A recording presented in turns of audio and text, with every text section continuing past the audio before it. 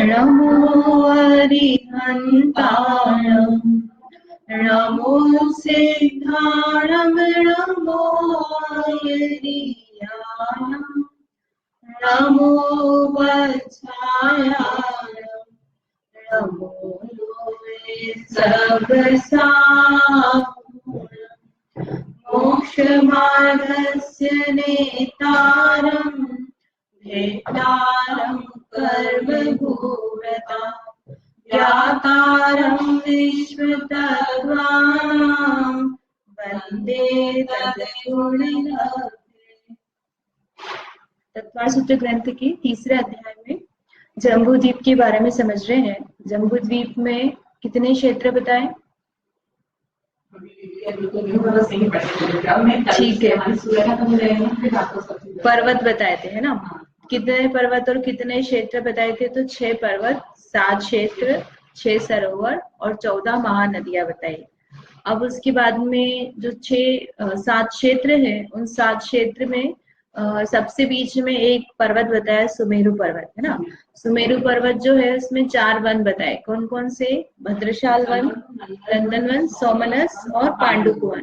ये चारों कैसे है? तो सबसे पहले जो भद्रशाल वन है वो नीचे है ना, ग्राउंड लेवल पर, चित्रा पृथ्वी के ऊपर, और चटाई ले रहे ऊपर से,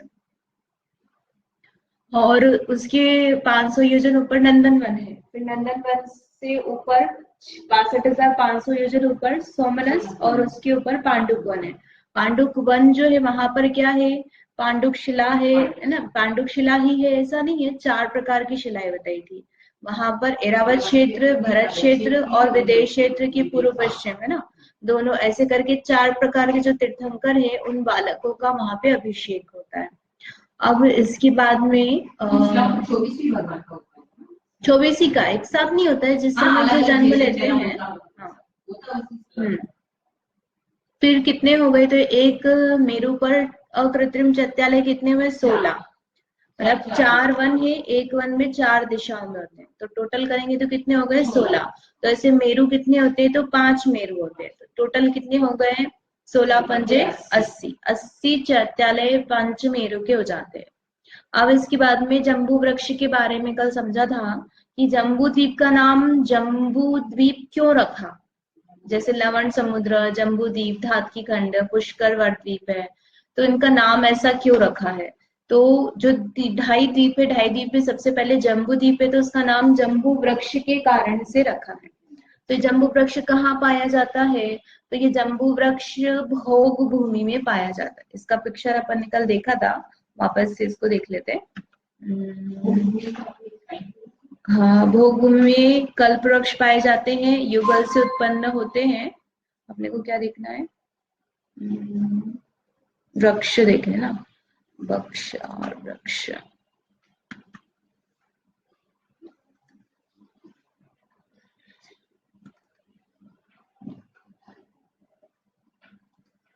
ठीक है, ये बीच में सुमेरु पर्वत है, और उस सुमेरु पर्वत के ऊपर ये जो हाथ गोल गोल राउंड सर्कल है, यहाँ पर क्या है? भोग भूमि है।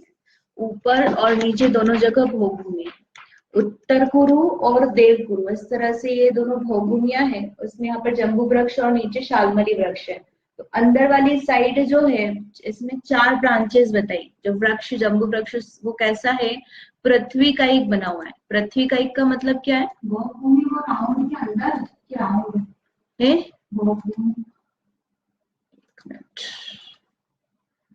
भोग भूमि जो है वो राउंड के अंदर है। ग्रे और व्हाइट के अंदर पिक्चर दिखा। यहाँ पर ये बीच में सुमेरु पर्वत है, ये जो गोल गोल है, और उसके चारों तरफ ये जो है ये गजदंत है, जो गजदंत दिखाते हैं, गजदंत है। और उस गजदंत के अंदर साइड पर दोनों तरफ जो डी का आकार बना हुआ है, वहां पर भोगभूमि है। कौन सी वाली? उत्तम भोगभूमि है। तो उस भोग भूमि में यहाँ नीचे और ऊपर 2 बड़े बड़े वृक्ष हैं। एक जम्बू वृक्ष है और एक शालमली वृक्ष है।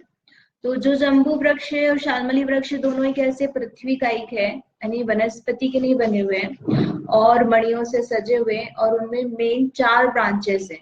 4 ब्रांचेस जो है वो 6-6 योजन बड़ी है, यानी एक ब्रांच 6 योजन बड़ी है। और उस पर क्या है, भवन है। 3 ब्रांचों पे तो देवों के भवन है और एक ब्रांच पर मंदिर है, जिन मंदिर है। इस तरह से जम्बू वृक्ष और शाल्मली वृक्ष है। और फिर वो जम्बू वृक्ष जो है उसका भी क्या अपना परिवार है। वो क्या क्या बताया है, हरित मणिमय स्थिर स्कंद वाला पृथ्वी का एक वृक्ष है। तो हम आर्किटेक्चर में जैसे बनाते हैं वैसा ही समझ लेना, आपकी पृथ्वी का एक है ये। बढ़ेगा, छोटा हो जाएगा, पत्ते झड़ेंगे, ऐसा कुछ नहीं है। ये बनी हुई है डिजाइन इस टाइप की।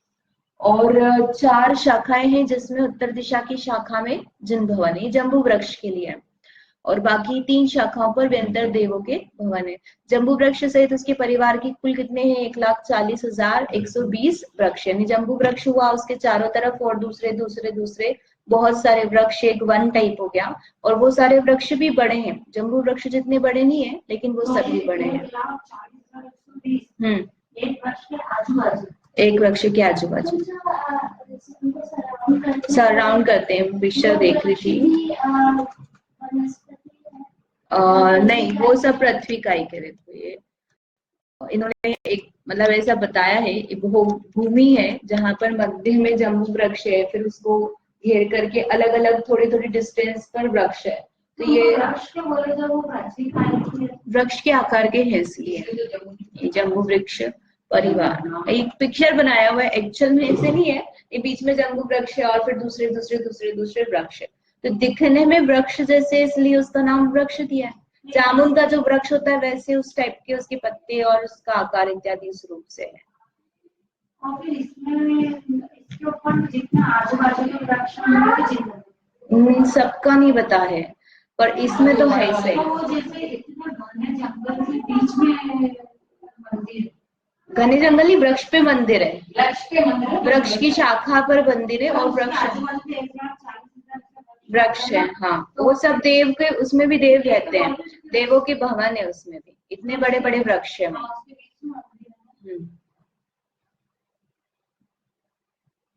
ठीक है। अब इसके बाद में जम्बू वृक्ष हो गया, फिर जम्बू वृक्ष के बाद में बताए गजदंत। गजदंत देखिए भाई साहब, हाथी दांत। गजदंत यानी क्या होता है, गज यानी हाथी और दंत यानी दांत, हाथी दांत।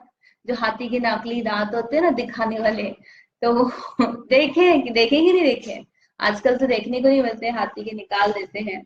लेकिन उसके आकार के आधार के कारण से इनका नाम गजदंत रखा है। हाथी दांत नहीं है, ये पर्वत होते हैं।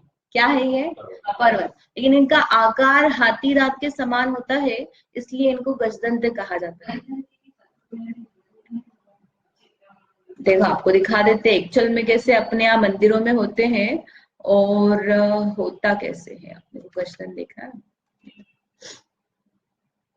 ये आपने सामान्य रूप से फोटो या मतलब ये देखा होगा मेरू, जिसमें नीचे इस तरह से देखो 4 दिख रहे ना, 1 2 3 4, ये 4 तो क्या हो गए वन, और 4 वन के जो अकृत्रिम चैत्यालय बोलते हैं ये वो हो गए।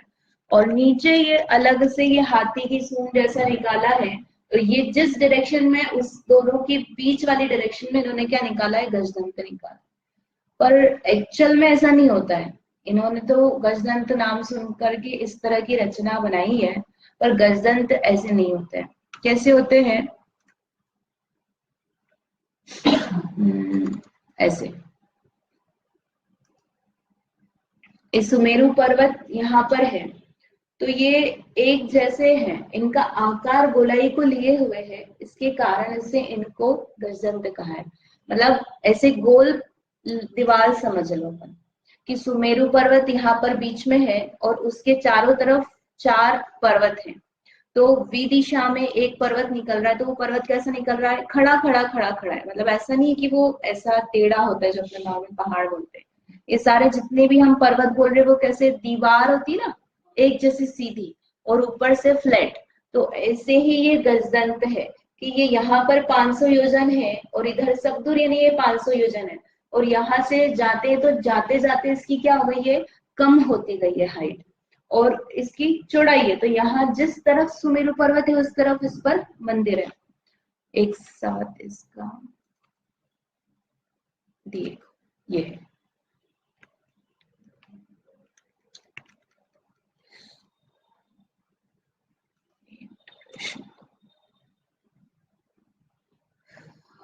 एक मंदिर के बाद जो यूं शंकरपाणी के शिव का उसमें फोटो में था, तो वो मंदिर नहीं है, वो ऐसे ही रहता है।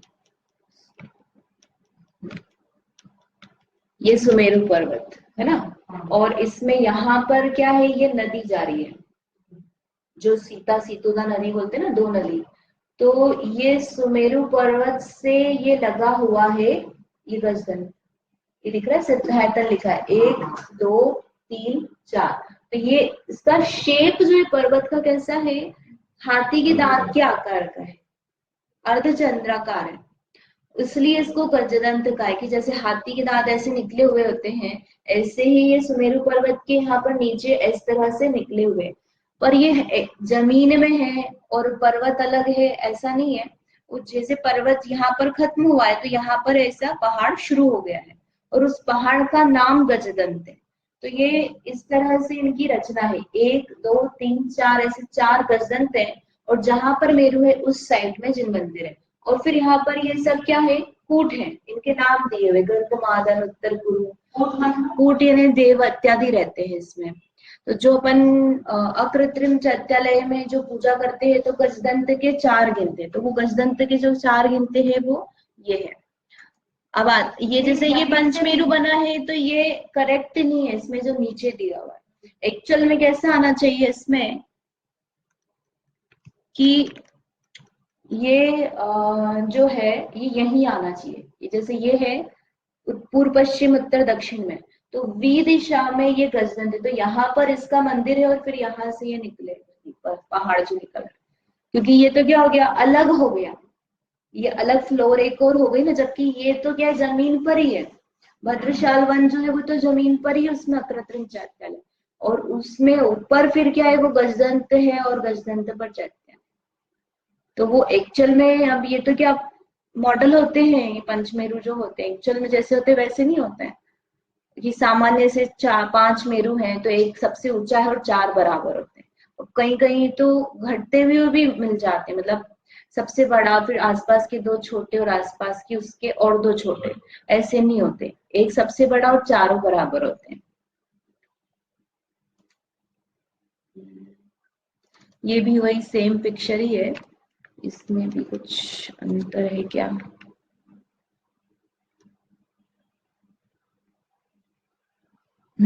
ये जो मिलता है कहाँ जाकर मिलता है कि यहाँ पर और नीचे दोनों तरफ क्या है, पर्वत है, पर्वत के बीच में विदेश क्षेत्र है, तो वहां पर ये जाकर के मिल जाता है, तो ये जितनी हाइट का होगा ये भी उतनी हाइट का होगा, यानी ये 500 योजन है और यहाँ पर जाते जाते ये 400 योजन, ये पहाड़ कितना है, जो मेन ब्रांच वाला है वो कितना है, 400 योजन, तो ये भी उतना जाकर के कम हो जाएगा। हाँ, ऊपर नीचे एक जैसे रहते ना, कल अपन ने समझा था। तो क्या क्या है नाम इनके वो अपन देख लेते हैं, कौन कौन से हैं, गंधमादन, माल्यवान, सौमनस्य और विद्युत प्रभ, ये चारों गजदंतों के नाम हैं, और ये एक जैसे कलर के नहीं है, इनके कलर भी अलग अलग है, पहाड़ के जो पर्वत हैं इनके कलर कैसे दिए, एक तो सुवर्णमय सोने के रंग का, फिर वैडूर्यमणि, वैडूर्यमणि यानी कि जो ये मोर, इसमें मोर के पंख के समान जो कलर होता है ना उसको वैडूर्यमणि बोलते हैं, ब्लू रंग की, और रजतमय, रजतमय यानी ये चांदी, सिल्वर, सिल्वर कलर का है, और फिर सुवर्णमय, ऐसे चारों के रंग है, 2 तो सोने के रंग के, एक चांदी के रंग का और एक वैडूर्यमणि के रंग का, ऐसे सबके कलर अलग अलग है। नहीं, धातु नहीं है, बना तो पृथ्वी का ही है, हीरा भी आप बोलोगे तो हीरा भी है तो पृथ्वी का ही, हीरे भी जड़े हुए हो सकते हैं, उसमें कोई बात नहीं है, जड़े हुए, हाँ। और अब ये है कहाँ पर, तो ये सबकी डायरेक्शन बताइए,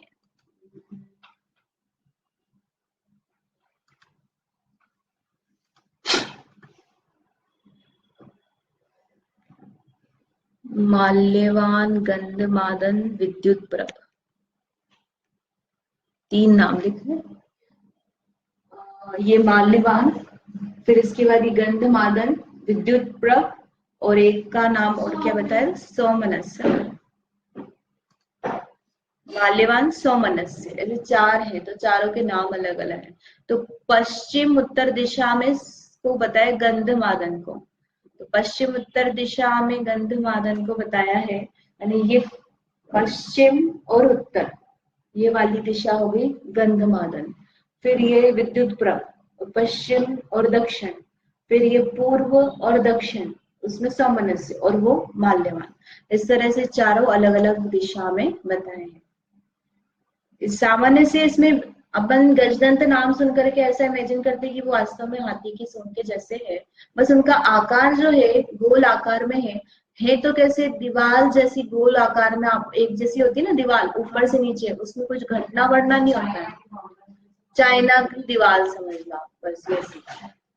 चाइना की दीवार तो बहुत ज्यादा लंबी और अलग अलग वो मुड़ती हुई ऐसी होती है, लेकिन ये एक जैसे सीधी सीधी गोल जाकर के उसके जो दूसरे पर्वत है वहां पर जाकर मिल जाती है। तो इस तरह से गजदंत है। फिर इसके बाद में अब क्षेत्रों के बारे में बताते हैं। कुछ प्रश्न है गजदंत से रिलेटेड? जैसे इधर के और इधर के बिल्कुल इक्वल ही रहती है। हाँ इक्वल है, सब रचना सेम है। ऊपर नीचे जैसे बताया ना कि जम्बूद्वीप आप आधा कर लो, सुमेरु पर्वत के नीचे का हिस्सा और सुमेरु पर्वत के ऊपर का हिस्सा, ऐसे आप ये बनाओ जम्बूद्वीप और उसमें ये सुमेरु पर्वत करो, तो यहाँ से जम्बूद्वीप को आधा कर दो, तो नीचे का जितना भी जो जो चीजें मेजरमेंट है वो सेम टू सेम ऊपर पाई जाएगी। यहाँ का जो चीज है वो यहाँ पाई जाएगी और यहाँ जो चीज है वो यहाँ जितनी जैसी बड़ी है वैसी पाई जाएगी। आधा कर दो आप इसको, बिल्कुल आधा ऐसे नीचे पलट दो।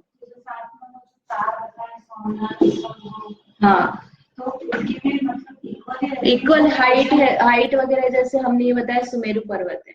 अब सुमेरु पर्वत से यहाँ पर ये विदेह क्षेत्र के 2 पर्वत है ना, और उनमें यहाँ सुमेरु पर्वत से यहाँ पे एक गजदंत निकल कर गया, एक गजदंत इधर, एक गजदंत इधर और एक गजदंत इधर गया, और यहाँ की साइड में सब में क्या है, चैतल, और ये एक जैसे हैं दोनों सुमेरु पर्वत की ऊपर नीचे का, ये काफी बड़े रहते हैं।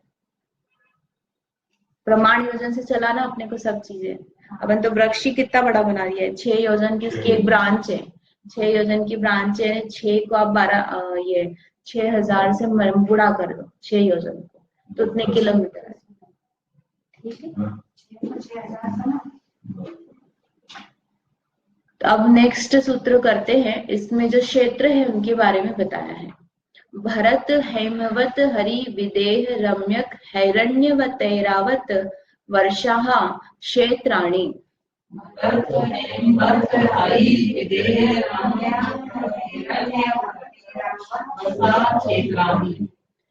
हेमवत है, हेम हेम बोलते तो हेम दोनों में एक ही मात्रा बोलने में आती है। हेमवत विदेह, हेमवत हरि विदेह रम्यक हैरण्यवत ऐरावत, ये साथ में बोलना, हैरण्यवत ऐरावत वर्षाः क्षेत्राणि। तो क्या क्या क्षेत्र बताए हैं। ये वर्ष का मतलब क्या होता है, क्षेत्र होता है। तो भरत हेमवत हरि विदेह रम्यक हैरण्यवत ऐरावत, ये क्या हो गए, क्षेत्रों के नाम है। तो वर्षा का क्षेत्र, हाँ ऐरावत क्षेत्र, इस तरह से 7 क्षेत्र है। तो कहाँ से कहाँ तक लगाना है, अब ये क्षेत्र कहाँ पर लगाएंगे, तो जो जम्बूद्वीप का पिक्चर है उसमें देखते हैं।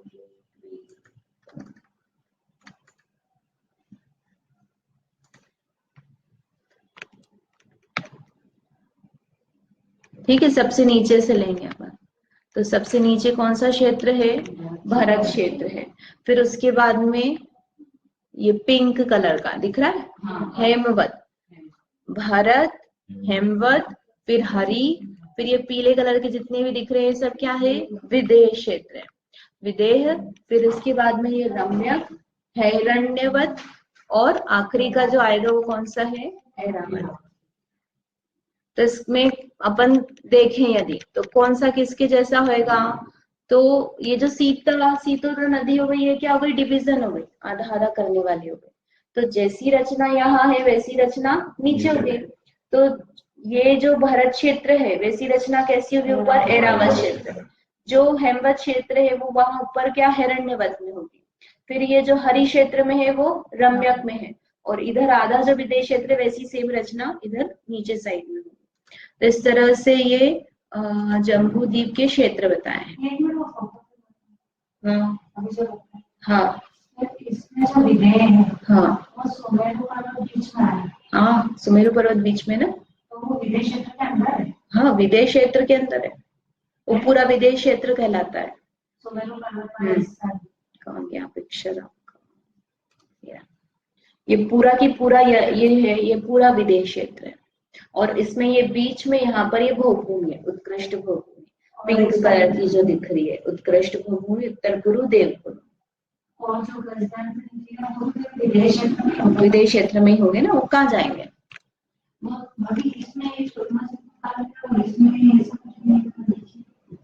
कहाँ भोगभूमि में लिखा है, वो अभी अपन पढ़ेंगे तब आ जाएगा सब में किसमें कौन सा काल चलता है। सुकमा सुकमा है, लेकिन सुकमा सुकमा में भी कैसा सुकमा सुकमा सुकमा फिर सुकमा दुखमा, इस तरह से पहला दूसरा तीसरा काल होता है। तो यहाँ पर जो उत्कृष्ट भोगभूमि है उसमें सुकमा सुकमा है, फिर ये मध्यम भोगभूमि है उसमें दूसरा काल होता है, वैसा काल के जैसा वहां पे जीवन समय सारी चीजें रहेंगी। और जो नीचे वाली उसमें तीसरा काल जो होता है अवसर्पिणी का, वैसे तीसरे काल जैसा वातावरण रहेगा। जितना बड़ा, जितनी आयु, जैसी हाइट, जो रंग इत्यादि भोजन रहता है वैसा रहेगा। आएगा अपन अभी आगे समझेंगे, ठीक है। तो क्या क्या चीजें हैं, तो भरत क्षेत्र है, भरत क्षेत्र में 5 मत्स्यखंड और 1 आर्यखंड है। फिर हेमवत में क्या है, जगन्य भोगभूमि, तो यहाँ जगन्य भोगभूमि है, तो हिरण्यवत में भी क्या है, जगन्य भोगभूमि। फिर हरिवर्ष में मध्यम भोगभूमि है, तो रम्यक में भी क्या है, मध्यम भोगभूमि। और विदेश क्षेत्र में क्या है, तो 32 देश है। 32 देश को क्या बोलते हैं, 32 विदेह नगरियां। तो उसमें हर एक नगरी में क्या है, जैसी रचना भरत क्षेत्र की बताइए वैसी हर एक देश में 5 म्लेच्छ और 1 आर्यखंड है। हाँ, सीता सीतोदा से 16 ऊपर 16 नीचे हुई है। और फिर उसमें 16 में एक आर्यखंड और 5 म्लेच्छ।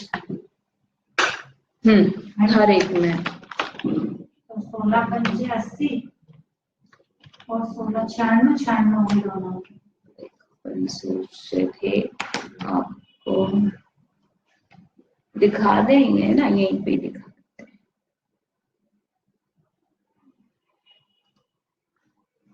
ठीक है, ये अपन ने जम्बूद्वीप बनाया, इसका कितना बताया, एक जगह से दूसरा जगह तक 1 लाख योजन विस्तार।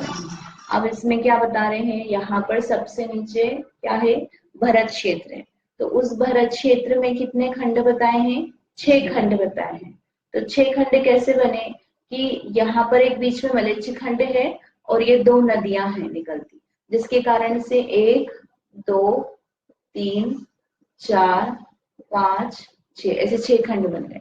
तो जैसे 6 खंड बने सेम वैसे की वैसे यहाँ पर एरावत क्षेत्र में बनाएंगे। तो यहाँ पर भी 6 खंड जाएंगे। जो चक्रवर्ती 6 खंड जीतता है वो ये वाले 6 खंड जीतता है। और जैसी रचना हमने यहाँ बनाई है भरत क्षेत्र की, सेम वैसी की वैसी रचना यहाँ विदेश क्षेत्र में बनाएंगे। तो ये विदेश क्षेत्र में एक नगरी बनेगी यहाँ पर। तो वो एक नगरी में क्या करेंगे, ऐसे ही 6 खंड बनेंगे। 6 खंड बनेंगे, यानी 1 आर्यखंड, 2 मलेच्छ खंड मतलब आसपास, फिर यहाँ पे ये सारे ये क्या है, मलेच्छ खंड। तो हर एक नगरी जो बनेगी उसमें क्या होगा, 1 आर्यखंड और 2 इधर है ना, ऐसे करके 5 मलेच्छ खंड। जितनी भी नगरियां हैं यहाँ पे कितनी बनेगी अभी अपन समझेंगे। तो यहाँ पे इधर इधर दोनों जगह की मिला के 16 नगरियां आती है। तो कितने आर्यखंड हो जाएंगे, 32। दोनों तरफ के मिला लो ना, एक तरफ के 16, यानी यहाँ पर एक जो भरत क्षेत्र है 6 खंड में 1 आर्यखंड है ना, यहाँ पर 1 आर्यखंड है। तो विदेह नगरी में भी कितना होगा, 1 नगरी में 1 आर्यखंड। तो 32 विदेह नगरियां, तो कितने आर्यखंड हो जाएंगे, 32 हो जाएंगे। ठीक है, तो टोटल आर्यखंड जम्बूद्वीप में कितने हो गए, 32 और एक ये 33 और एक 34, 34 हो गए, यानी 34 जगह पर अब आर्यखंड है, 34 जगह पर तीर्थंकर हो सकते हैं। वो छोड़ गए ना, क्या छोड़ गए? जैसे 6 वो है ना क्षेत्र, 7 क्षेत्र, तो 7 क्षेत्र जो ये है जहां पर ये 6 खंड पाए जाते हैं ना, जहां पर चौथा काल होता है वहां पर तीर्थंकर हो सकते हैं, जहां पर भोग भूमि होती है वहां पर तीर्थंकर नहीं हो सकते। तो अन्य केवली जो उनको डाल दिया जाए तो उस क्षेत्र से मोक्ष भले ही चले जाए, जैसे कोई यहाँ पर तपस्या कर रहा है, भरत क्षेत्र में रहा, उनको किसी देव ने विद्याधर ने उठा लिया और उठाकर क्या करा, हेमवत क्षेत्र में डाल दिया, तो वो खुद से नहीं गए ना, वहां उत्पन्न भी नहीं हुआ, लेकिन वहां पर गिरते गिरते हो सकता है उनको केवल ज्ञान हो जाए और मोक्ष चला जाए, तो उस क्षेत्र से जाए। लेकिन वो क्षेत्र क्या है, भोग भूमि, वहां से मोक्ष, वहां के लोग मोक्ष नहीं जा सकते, भोग भूमि के जीव, वो मरकर कहाँ जाएंगे, स्वर्ग में ही जाएंगे, तो भोग भूमि नहीं होंगे, वहां सिर्फ भोग भूमि ही है। जो ये मलच्छखंड आर्यखंड का है ये इधर ही है, विदेश क्षेत्र में, भरत क्षेत्र में और ऐरावत क्षेत्र में, यहीं पर डिवीजन पाए जाते। ये कर्म भूमि है, तो कर्म भूमि भरत ऐरावत में कर्म भूमि किस काल में रहती है, चौथा पांचवा छठा काल जब आता है अवसर्पिणी का, तब कर्म भूमि, और बाकी 3 काल में क्या है, भोग भूमि। 6 काल बोलते ना, काल चक्र बोलते हैं, एक ही भूमि में 3 काल तक भोग भूमि रहेगी और 3 काल तक कर्म भूमि। तो जब वो भोग भूमि रहेगी, जब पूरा जैसे जो बाकी की भोग भूमियां हैं वैसा ही पूरा वातावरण है, हाँ, तो उसमें फिर काल से पहले काल में तो उतना भोग भूमि, तो यहाँ पे उत्तम भोग भूमि, उतनी आयु, हाइट, सब वैसे ही चीजें अवेलेबल रहेंगी, ठीक है। तो उसमें विधेय में नहीं होगा ऐसा, बस भरत और ऐरावत में होगा, भरत और ऐरावत में होगा ना ऐसा, भरत और ऐरावत में चेंज होगा, विदेश क्षेत्र में चेंज नहीं होता है, वहां पे हमेशा चौथा काल बना है। तो जैसे 32 तो वो हो गई, क्या बोला ना, 32 कर्म वो आर्यखंड, 32 विधेय नगरियां हैं, 32 विधेय नगरी में तो 32 आर्यखंड है ना, और 16 पंजे 80 और 160 वो मलच्छखंड, 5 का गुणा कर दो आप 34 में, ठीक है, 34 में तो 16 पंजे 80 और 80 इधर नीचे के 80 और 5 5 10 और जोड़ेंगे, 16 नहीं, आप 16 में क्यों गुणा कर रहे हो, आप 32 है ना, 32 में 5 को 16 ऊपर 16 नीचे भी कर दो, हाँ, और फिर नीचे के 80, हाँ 160 हुए, और फिर भरत और ऐरावत क्षेत्र की भी जोड़ो ना 5 5, तो 170 मलच्छखंड हुए, ठीक है। आप इधर उधर कंफ्यूज कर दोगे अपना कैलकुलेशन करके। अब ये यहाँ पर्वत जो है उनके बारे में बता रहे हैं, या फिर अपन सामान्य से समझ रहे हैं, जैसे जैसे आएगा अपन, और उसको जो 2.5 द्वीप है, 32 नगरी कैसी क्या है वो अपन समझते जाएंगे। तद विभाजिनः पूर्वापरायता हिमवन महाहिमवन निषद नील रुक्मी शिखरिणो वर्षधर पर्वताः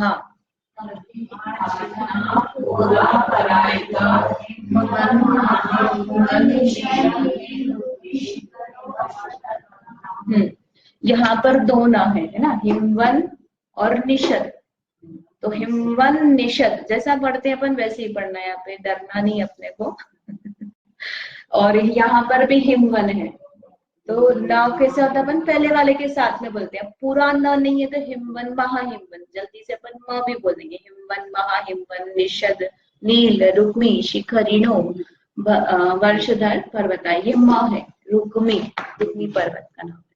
तो उन क्षेत्रों को विभाजित करने वाले ये क्षेत्र कैसे बने, 7-6 पर्वत थे, है ना, तो वर्षधर पर्वता उस क्षेत्र है, उसको धारण करने वाले कौन है, पर्वत है। तो कौन कौन से हैं, तो हिमवन पर्वत, महाहिमवान, निषद, नील, रुक्मी और शिखरी, ऐसे 6 पर्वत बताए।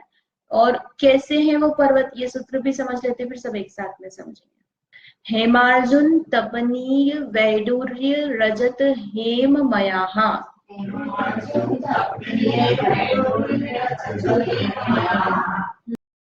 हेम हेम यानी सोना, अर्जुन, तपनीय, फिर वैडूर्य, रजत, हेम, मया, यानी उनका रंग बताया, पर्वतों का रंग कैसा है। तो हेम यानी सोना, सोने के रंग का, चांदी के रंग का, तपाया हुआ सोना, फिर वैडूर्य मणि के रंग का, और रजत, रजत यानी चांदी के रंग का, और फिर हेम, हेम यानी सोना। तो ये 6 पर्वत के अलग अलग कलर बताए हैं। तपाया हुआ ने उगता हुआ सूरज होता है ना, आप सोने को गर्म कर देते हो, तो एक तो सिंपल सोना और एक जो गर्म सोना जो तप रहा है, एक तो अग्नि वाला होता है, उसका कलर अलग रहेगा। जैसे लोहा है तो लोहे को गर्म कर दे तो लाल हो जाता है कि नहीं, ऐसे तपाया हुआ जो सोना है वो उसका रंग अलग, और सिंपल सोना जो उसका रंग अलग होगा। फिर उनमें और क्या विशेषता है पर्वतों में, मणि विचित्र पार्श्वा उपरी मूले च तुल्य विस्तारा।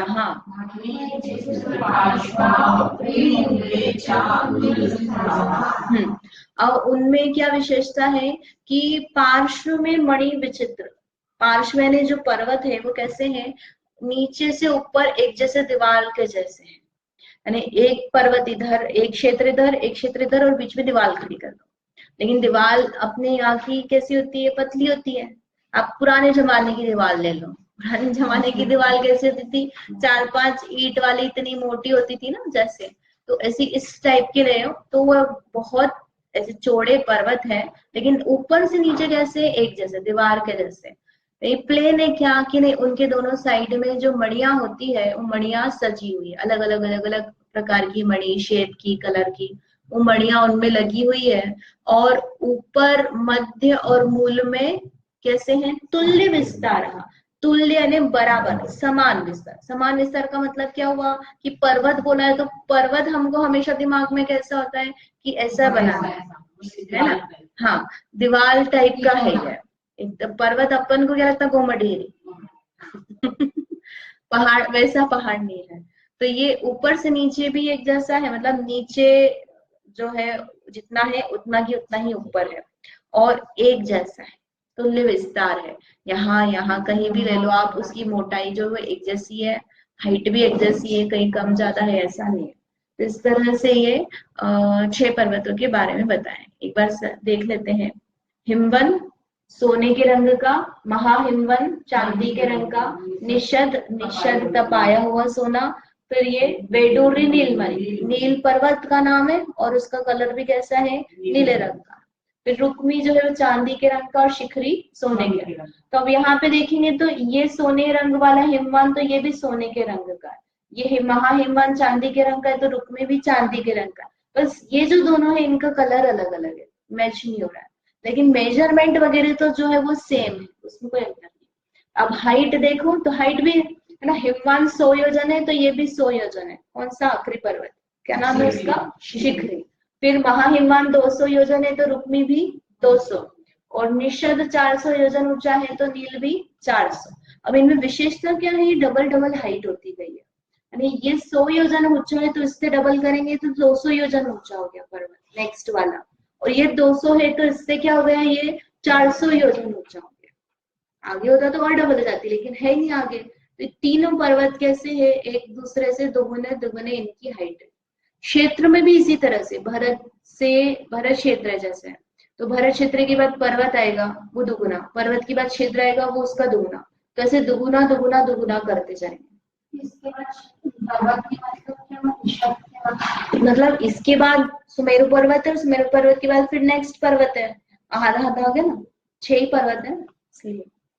और इनमें फिर सरोवर है, तो हिमवन में पद्म सरोवर, महाहिमवन में महापद्म, तिगिंच, केसरी, महापुंडरीक और पुंडरीक। तो इसमें नाम जोड़ी से याद कर लो, पद्म महापद्म, तिगिंच केसरी, महापुंडरीक पुंडरीक। ये ऊपर नीचे कैसे हुआ कि पद्म छोटा और महापद्म बड़ा आएगा, तो ऐसे पुंडरीक छोटा और महापुंडरीक बड़ा आएगा, और फिर तिगंच केसरी उससे बड़े आएंगे।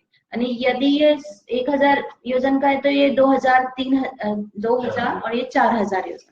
इसमें भी सब जगह जो भी ये पर्वतों में जाएंगे तो अपन सब चीजें डबल डबल होती जाएंगी।